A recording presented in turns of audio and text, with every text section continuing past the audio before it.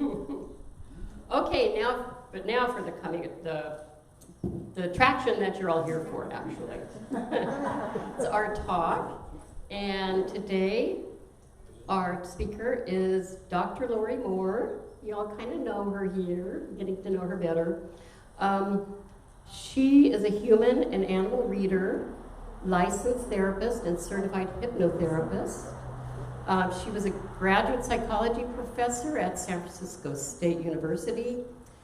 She's appeared on hundreds of radio and TV shows, including Bat Gap, Fox News, CBS, NBC, BC's Link, CNN.com, and many top spiritual internet shows, including Rick Archer's Buddha at the Gas Pump and John Burgos' Beyond the Ordinary. She mentors healers, therapists, spiritual teachers, and animal communicators all around the world. So let's give a nice welcome for Dr. Laurie.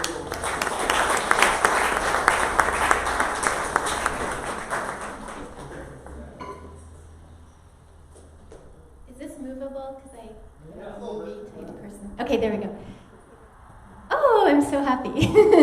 A group of beautiful hearts. When I moved here 7 months ago, I'd been teaching all over the islands for years, but I didn't know this area so well, and I was driving around for a few weeks looking for a spiritual center or church where I would feel at home, being kind of a unusual character. And it was right 5 minutes from my house, because I walked in here and just felt the love, and so grateful. So today I'd like to take you through an experience, as well as provide some information. And I'm going to start with a true story that happened a few weeks ago on my way to church here. I was stopped by 4 dachshunds, this really happened, who approached my car, dachshund little dogs, on the way over, and stood in front. And I see the animals talking. And they said, "No, church is here today." I said, I need to get to church. It starts in 10 minutes. You all are awesome, but can I go? And these dogs were just placed in front of my car, down the road a little ways, so I couldn't drive. I couldn't drive over them. And this went on for about 10 minutes. And finally I thought, okay, well, I'm going to have to get out and kind of encourage them to go to the side of the road. So I got out of my car, and all 4 ran in and jumped in my car. And they're like, "Look, you don't run the show. We're on divine mission, and this is church today. You're going to church with us." So these beautiful dogs got me back into a state of gratitude, of joy, of playfulness. And about an hour passed, the church was over, and it was over here, and my church was over, and they let me go. So I want to share with you what they were reminding me about. When the world, as fortunate as we are to be in this heaven on earth place, this Hawaii, but when the world is revving up the way it is now, and like you said, the beings that have come to deliver other kinds of awarenesses, and then these denser awarenesses of huge fightings and things that have been covered down, escalating. So we're seeing, if you look at the media at all, which I try to avoid, but we can't not notice so much that is not right, is in our face. It makes us have to look at what's in us that has to be changed. Because if I waste my time upset about, I don't watch TV, because if I'm using my time being upset about what's happening a million miles away, I'm not being and I'm not saying there's anything wrong with getting that information, but it really, for me, distracts me from doing, what do I have to do to create heaven on earth in myself? That's an extreme escalation, an extreme error, but then I have all my own work to do, and life will show it to me every 5 minutes. So as I was preparing to share a talk with all of you about how to change the moment in the moment, how to stop when we go into something where, hey, wait a minute, I have a value, I have a knowing, and my personality is really off base here. What's going on? Not as a judgment. Yeah. Okay, can you hear me now? No, can you hear me now? Okay, good. Okay, great. So when we, in those many moments where way our ideal philosophy is. And for me, many of those moments are very private, because in our hearts universally, and I get this is a church where many of us are very much in that universal heart, we're still dealing with all the ways our own personalities step out of that. And in my preparing for this wonderful message about how to do that, I totally lost it. I swear, the universe hired people to call me and trigger my deepest issues in complete innocence. Like a friend of mine I've known for 30 years who I get along with great, she just suddenly said the thing that got to my deepest wound, and I was busy trying to heal it when Bonnie sweetly called and asked just an innocent question about my biography or something, and I flipped out. I am on the church message machine going on and on. I don't even know about what. I got off and thought, oh great. I wonder if I'll still be speaking. Who's going to hear this crap? So at first I laughed, but then I thought, everything I just said wasn't exactly the real issue. In fact, it had very little to do with it. And I needed to just breathe and go into my body and into my heart and check out what is really going on. And what was going on was I just jumped onto Big Island, moved here, got going, and I didn't even stop to notice. Like, I'm on an island in the middle of nowhere, and a part of me is petrified. I didn't notice because my heart's in joy. My heart's really in joy, but my DNA, I didn't give it a chance to kind of acclimate and go through some of the emotions that are very real for the body, for the mind. And so I got to sit with myself and just feel the terror. And terror is so amazing because what it is, it's just like energy wanting to shake, and it turns black into bliss when you do. And I felt there was more, so I got to sit with my heart and feel it.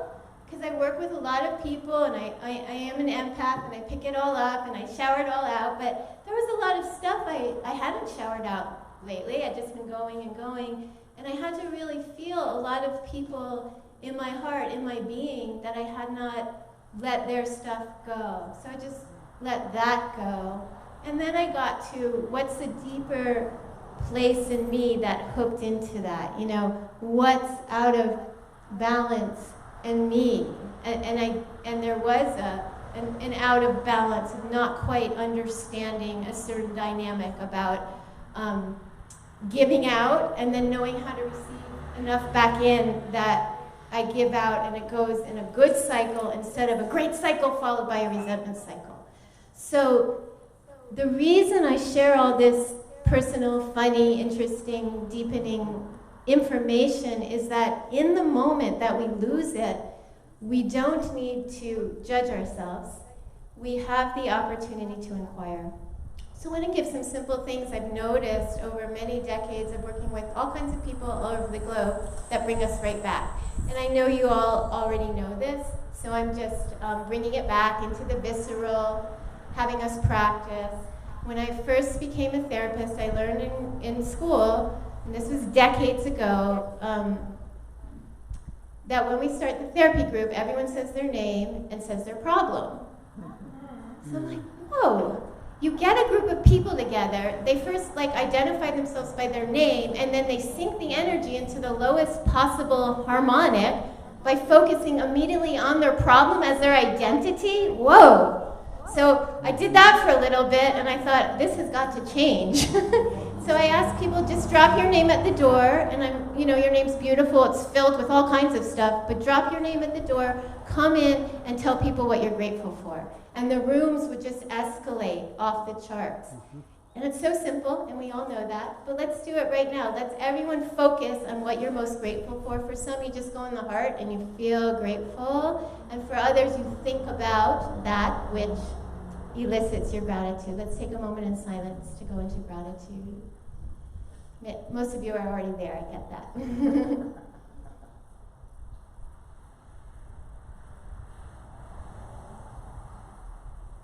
Yeah. Absolutely. Beautiful. Feel how it just, the vibe goes. And there was always such a great vibe in this room. It just goes way back up. So the next thing we want to do when we're out of sorts with ourselves is remember what's our real primary intention. Right? Because if I didn't know to remember that, I would have just babbled on the phone and gotten off and been bewildered. But my primary intention, of course, is unconditional peace and love. So I wasn't in that. I was on some big ego trip about how funky Big Island was, and I was funky, and you all were funky. I don't even know what funky means, but my ego was just like in some panic and spouting out stuff. But when I brought myself back, if my purpose, I know my purpose in my heart. I didn't make it up. It just came in.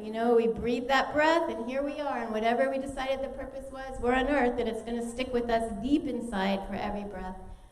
So when we remember in that moment our purpose, when something's out of alignment in the conversation and who's showing up and how we're showing up, it's the place from which to acquiesce back into being the creator.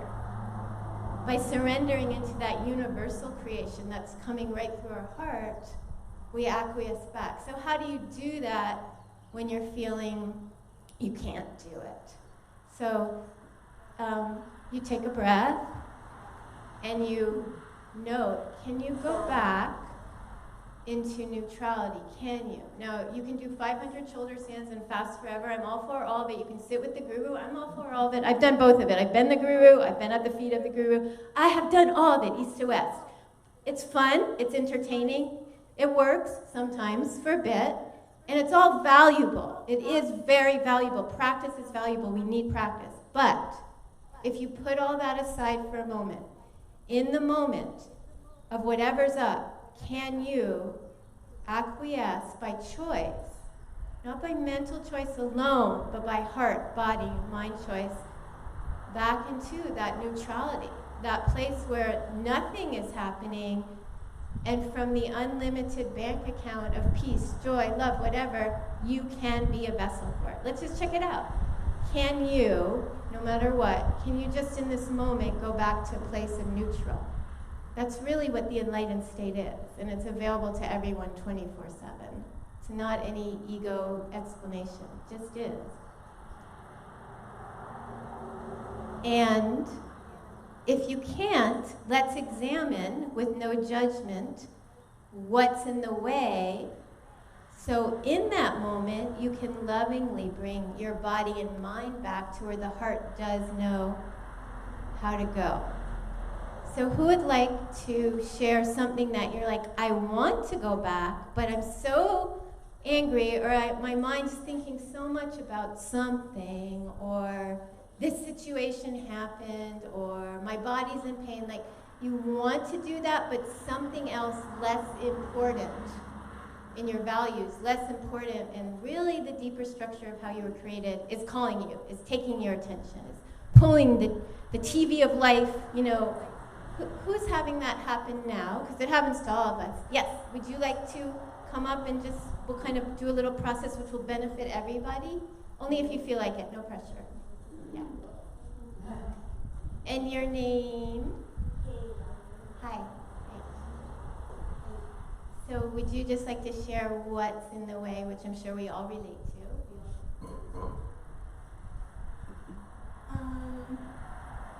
Right now, I've just lost a job, and the reason was mostly because physically I wasn't able to do it.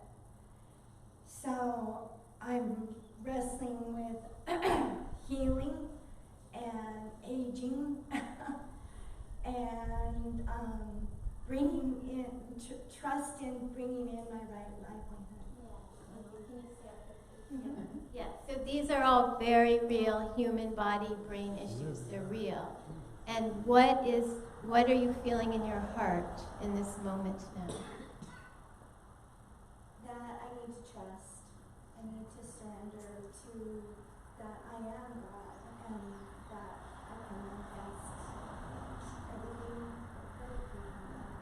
Yes, so your mind is very wise about that and beckoning and asking your heart to come to that. But what are you feeling in your body or your heart that's in between that being your experience and your thought? My judgment of myself. Good. Where's your judgment of yourself in your body? Where do you feel it? I know you think it. I know you're a great thinker and you're very articulate. Where do you feel it in your body? Mostly my feet right now. Great. So just be so present in your feet, like as though it's fully okay that this blockage is in your feet. We're not making a plan to change it. You're just being so present with it. And just breathe into that and let us know what happens.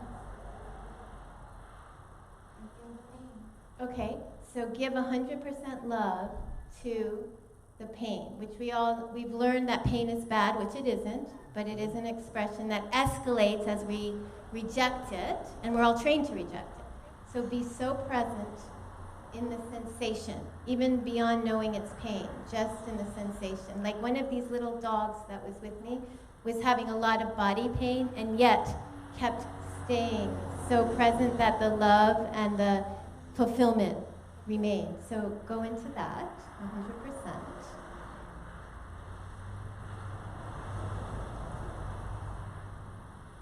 Like you're bringing all awareness into this thing that seems to be stopping you. You're just giving so much love and awareness to it, and other people can even send their love to that or to their own place of discomfort. And you're just breathing in. Beyond your thoughts, you're breathing in. So, yeah, it's even beyond noticing it. There you go. It's like breathing your energy right into its existence. What's going on in this moment now? It intuitively knows it can heal itself. Is that true? Is that, you get that? Okay. Okay. Go in again. Let's just go in one more time and see what comes up now.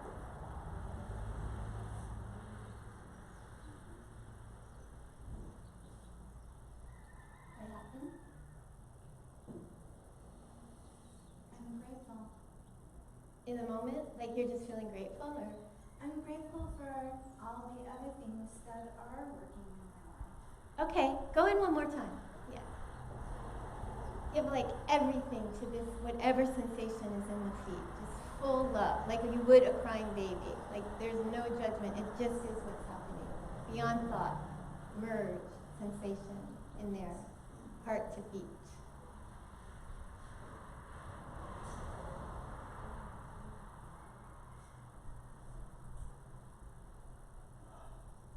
Where are you in your experience of life in this moment?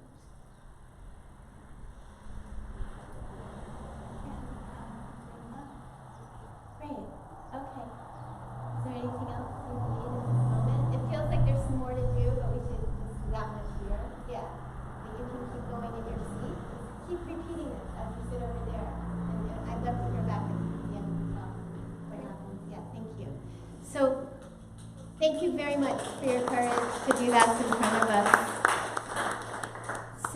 So it's in those moments where we're, again, out of resonance with who we know we are in our heart and the ideals and philosophy, that actually bringing our love and or our presence into that place that's shouting out, that's in discomfort, all judgment is released and a shifting into something new actually viscerally occurs. So I remember a situation like this I was in one time when I was in my office and I got really sick out of nowhere, so I was pretty sure it was food poisoning. So my mind had information, but I was so sick I felt like I couldn't stand up.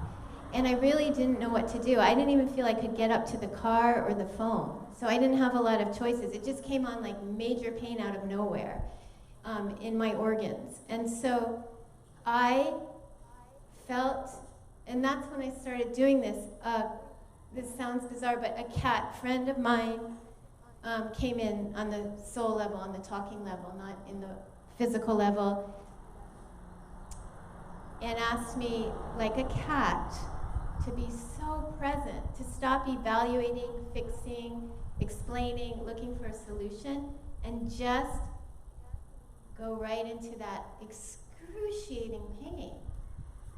And within moments, it shifted into this spacious bliss, and I felt some unneeded energy go out of the body, and everything had changed. Now, there's also, of course, more that we can do in the moment. We can notice something we want to release and just allow it to go. The body cooperates.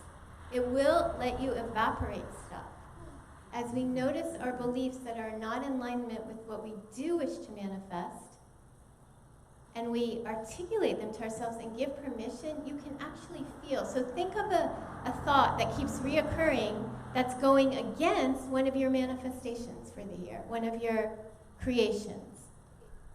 And it keeps occurring, and you don't want that to occur in your mind, but it does. And just give permission for that thought and whatever it is attached to in your physical, emotional body to be released now. But you can't release it, but you can give permission for it to be released. Because something so much bigger than us can release it, whatever you call that, the light, or any master teacher, whatever name you want to use, it can be released. It's just like when Paul, he always chooses unconditional joy. He chooses at the beginning of the church to go up to everyone. He could come like the rest of us. He could be in any mood. Anything could have happened. But he chooses to bring himself back to neutral. And then from neutral, we have an unlimited bank account of everything. I'm absolutely convinced. You incarnate, here's your bank account. You can have as much laughter, peace, joy, frustration, whatever you want at any moment. But to access it, to take it out, you need to neutralize yourself first. So you neutralize yourself, and then you ask, okay, I would like laughter instead of this. Bunny and I ended up laughing on the phone after that. She called. So anything can come in. Unlimited bank account.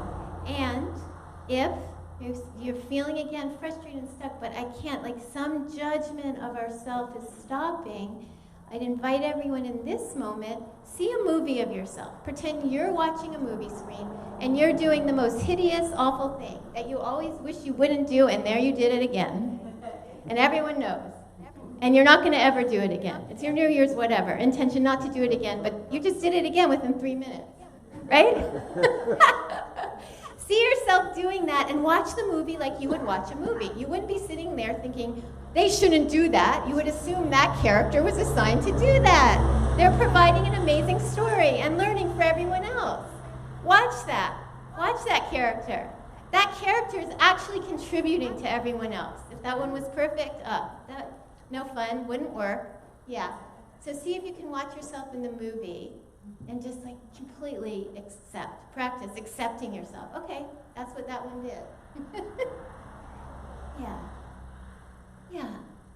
Softer, sweeter, funny. And then from there, you can again release what you don't need, and then you're back in your unconditional bank account of love. Who has a question right now about anything that was said, or like, I want to do it, but I'm stuck? Anybody? I won't make you come up in front. Anybody unless you want to. A question? Yes? What happened with the Dachshunds? The Dachshunds and I had church together. It was very awesome. We played in the car. Every time I tried to get out, they ran and jumped, up on me and kissed me and hugged me. They reminded me to practice what I preach at a far greater level of unconditional joy. And when they felt I was complete, someone, the universe has the whole play going. Someone drove up and said they lived there, and we took them back. So thank you. Everything was handled. Yes. Yes. And that's the last point I want to make. I think the surrender can get confusing because people think, I have to surrender to being a martyr, I have to surrender to this unpleasant. It's not really that. Surrender is assuming something very wonderful, delicious, beautiful is trying to happen, and because of something clogged up in the body, the emotions, the understanding, the mind, etc., it's happening in a really disharmonic way. And if we can go through what I just went through with you, we find actually an amazing thing. Like I could have been like, I'm missing church and these dachshunds are in my way, but we had like bliss church. It was awesome, and I got to come back next week here. So it's okay. It was fabulous. Actually, I mean, those dachshunds truly changed my vibratory system. I went home feeling so peaceful, and I felt like I'd let go of some frustrations I'd been carrying for years. Not exaggerating. It was such a divine plan, way beyond anything I could orchestrate myself. So when we surrender to trusting, the universe keeps trying to get our attention and create these beautiful shifts for us. and we don't know what's happening most of the time, we think we do. I have an explanation for everything. I have theory upon theory. And I love the mind, and I love articulation. But we probably are like, we're just like the cats and dogs. We're just running around, you know, and we can be, wah, or woof woof, right? And so, the universe is just trying to get us into that in a glorious, expansive way.